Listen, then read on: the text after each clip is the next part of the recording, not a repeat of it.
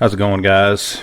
I am doing this video just kind of filling a request from one of you guys. A viewer recently asked me what my thoughts are on some of the events that have been going on lately. And I think that 2020 is a very interesting year.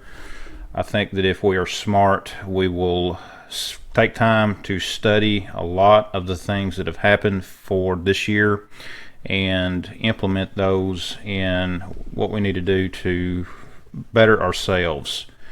If we look at how the year started off, basically a lot like any other at first for most people, and then how quickly things changed. First, we had the pandemic, the coronavirus. Just mentioning that, I'm sure that YouTube is probably going to gig this video. We see what happened there with the reaction of it, with government lockdowns, government mandates, that sort of thing. And the first question, I guess, is the virus real? Yes, it is a real virus. I know several people that have had it. There is a wide range of how it has affected people. And the unknown is how it will affect an individual that gets it. I know that as of right now, things are starting to look up for a lot of people. The numbers are starting to go down as far as the severe cases. But it is a real virus, and it's something that we're going to just have to learn to deal with. If you talk to a lot of people in the medical field, which I've got family in the medical field, and they'll tell you that it is something that we're just going to have to get used to. That's just the way things are. But the critical thing that we can learn from the virus is just how fast things can change in our society. We see that within just a matter of just a couple of weeks, basically, our economy was shut down. People were out of work. People lost their jobs. We're going to be dealing with the effects of that for quite some time. There are people that are losing their homes. I personally have friends that have lost businesses, that are others that are struggling in their businesses. I know I haven't even had any classes with all of this going on. That's something that I just haven't done it, and that is just part of the things that we need to talk about. Along with the virus, everybody's cooped up and all that. We've then had all of the riots and that sort of thing. And if we look at the riots, there's tons of lessons from a self-defense, self-protection standpoint that we need to take into consideration. The first thing is, and it's one that most of us in the Second Amendment community have talked about for a long time, the police are not always going to be there to protect you. And we see very clear examples of that with a lot of what's going on in a lot of these cities where it's happening. The police will go into some places, they'll try to protect like government buildings and that sort of thing. In some places, business owners, they've been left for themselves. They've been left to fend for themselves. The whole ordeal that happened with Kyle, I'm sure that you all are familiar with that. That wouldn't have happened if the police would have been there to protect those businesses. Those groups, that group that he was with was there to try to protect that business. They were asked to by the owner, and the police, again, were not there. It's a bad situation. And again, there's only a certain number of police officers. They can only be in so many places at once, and these people are... At the same time, the police are demoralized because of a lot of the things that have gone on recently. Plus, there's a lot of politics, behind-the-scenes politics that are going on with some of this. With the way that those cities have done. I mean, you've got, like, out in Portland, out there, they're not prosecuting some of these rioters. So why would the police want to even go in there? The state police pulled out. And it's just devastating. It's just business owners there. I really hope you guys change your leadership in your government. That's just the only thing that I know to say about that. We've got to get involved. We've got to get ourselves involved in the political process. We've got to get some of these nuts out of office. We've got to vote them out. And we see many reasons why. We see why that this stuff is happening. Many of the lessons that could be learned, I mean, we could do entire videos on just like one segment of it, but I'm just kind of doing some overviews, and this is unscripted, guys. I'm just throwing stuff out there, so it might be a little bit rambling. For one thing, we see why it's important to have emergency supplies. We see that when the virus first hit, people went panicking to the grocery store. They bought up toilet paper. Really, guys? Okay. That's another video. But they bought a lot of things up. There were some food items that were short as well. There were a lot of things that run short just because of factory shutdowns and things like that. And that's why it's important for us to have an emergency food supply. I've done other videos about that previously. I've done videos where I talked about why you need to learn how to garden, learn how to replenish that food supply, because that's something that is very, very critical. As well as your food supply, there's other things, just kind of comfort items. It's always good to have a few extras of. It's always good to have extra toothpaste, deodorant, just things that you're normally going to use just in case something happens where you can't get those things. For as far as us, the way that we buy things, we try to keep a reserve of a lot of the things that we use on a regular basis just because of events like we have recently seen. And when everybody was rushing out buying toilet paper, I didn't have to worry about anything because we had plenty put back. You know, we do stock up on things like that before, outside of, you know, a pandemic or anything like that. We try to have that stuff put back before stuff happens. Better to have it and not need it than to need it and not have it. And I guess that's a big lesson of 2020. It's the same with ammunition. I did a video a while back talking about the ammo shortage and how that it's difficult to get a lot of calibers and things like that. You guys might want to go check that out. I actually called a couple of ammo manufacturers to get, you know, some information from them on that. Same thing. You know, it's a good idea to have enough ammo put back in the event of something major happening. Money, a savings account. And I really hope that that's something that people will really look at as well. Not just a savings account in a bank, but try to have a few $100 in cash is not a bad thing to have.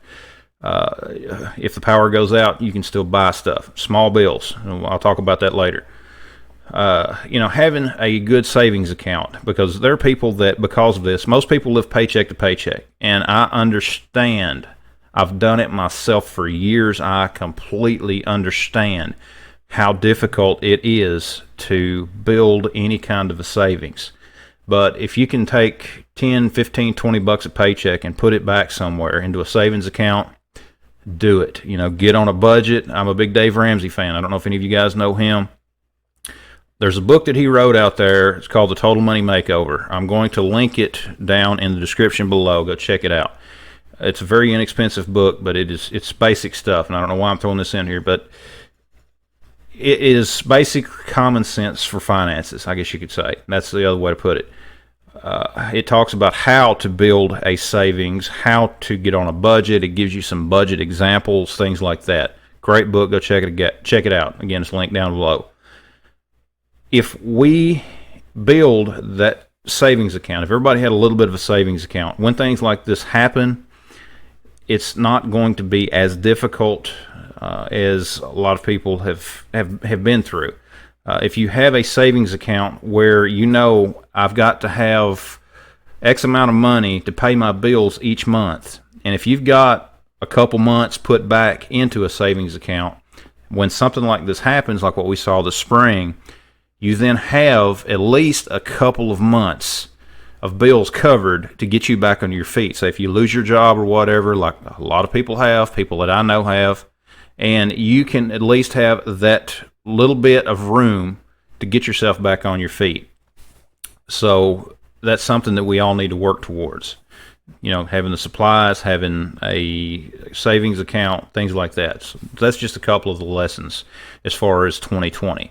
I think that we're starting to see a lot of the The political upheaval, I think that we're starting to see some of the behind the scenes stuff of some of these leftists that are out there and what their real goal is. They're using the riots, things like that, to kind of help promote their own political ambitions, and I think that is a dangerous thing. The mail-in voting thing, guys, don't go to the polls. You go to the polls to vote. Don't just fall for this, mail-in voting thing. That is a terrible idea. Now, there is a difference between mail-in voting and absentee ballots. In absentee ballots, you have to request it. This universal mail-in voting that they're wanting to push is they simply take the names and addresses of all registered voters in an area and then just mail out ballots to every one of them. Bad idea. Very bad idea in my opinion. And we have proof of that from just looking at the primaries earlier this year. So everybody needs to go vote in person if possible.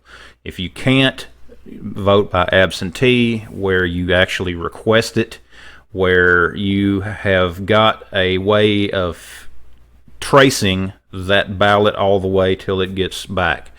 The way that we did it earlier this year, because of the way the election was here, is we voted by an absentee ballot, but we took that ballot to the clerk's office, physically took it to them, and that way we didn't have to worry about it. We knew that it would get where it needed to go to be counted.